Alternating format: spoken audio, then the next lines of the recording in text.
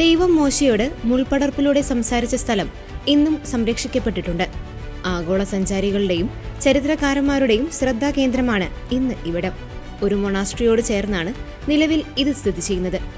ഈജിപ്തിലെ സീനായ് പർവ്വത താഴ്വരയിൽ 15 നൂറ്റാണ്ടുകളായി പ്രാർത്ഥനയുടെയും അറിവിന്റെയും പ്രതീകമായി നിലകൊള്ളുകയാണ് വിശുദ്ധ കാതറിന്റെ മൊണാസ്ട്രി. AD 6-ാം നൂറ്റാണ്ടിൽ ബൈസന്റിയൻ ചക്രവർത്തിയായ ജസ്റ്റീനിയൻ ഒന്നാമൻ പണികഴിപ്പിച്ച ഈ മൊണാസ്ട്രി ലോകത്തിലെ തന്നെ ഏറ്റവും പഴക്കമേറിയ ക്രിസ്തീയ ആശ്രമങ്ങളിൽ ഒന്നാണ്.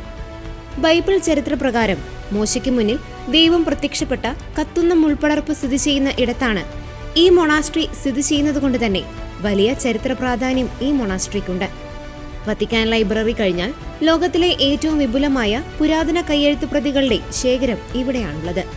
ബൈബിളിന്റെ ഏറ്റവും പഴയ പതിപ്പുകളിലൊന്നായ കോഡെക്സ് സിനൈറ്റിക്കസ് ഇവിടെ നിന്നാണ് കണ്ടെത്തിയത്. ഗ്രീക്ക്, അറബിക്, സുറിയാനി, ജോർജിയൻ ഭാഷകളിലുള്ള ആയിരക്കണക്കിന് അപൂർവ ശേഖരങ്ങൾ ഇവിടുത്തെ ലൈബ്രറിയിൽ ഇന്നും സൂക്ഷിക്കപ്പെട്ടിരിക്കുന്നു. സമുദ്രനിരപ്പിൽ നിന്ന് 1500 മീറ്റർ ഉയരത്തിൽ സ്ഥിതി ചെയ്യുന്ന ഈ പ്രദേശം യുനെസ്കോയുടെ ലോക പൈതൃക പട്ടികയിൽ ഇടം പിടിച്ചിട്ടുണ്ട്. ബൈസന്റിയൻ വാസ്തുവിദ്യയുടെ വിസ്മയമായ കൂറ്റൻ മതിലുകളും പൗരാണിക ചിത്രകലയും ഇവിടുത്തെ പ്രത്യേകതയാണ്. അധിനിവേശങ്ങളെ പ്രതിരോധിക്കാൻ നിർമ്മിച്ച ബൈസന്റിയൻ ശൈലിയിലുള്ള കൂറ്റൻ മതിലുകൾ ഈ ആശ്രമത്തിന്റെ പ്രത്യേകതയാണ്. സീനായ് പർവ്വതത്തിന്റെ മുകളിൽ നിന്ന് സൂര്യോദയവും അസ്തമയവും ആസ്വദിക്കാനെത്തുന്ന സഞ്ചാരികൾക്ക് ഒഴിച്ചുകൂടാനാവാത്ത സന്ദർശന കേന്ദ്രമാണ് ഈ സ്ഥലം.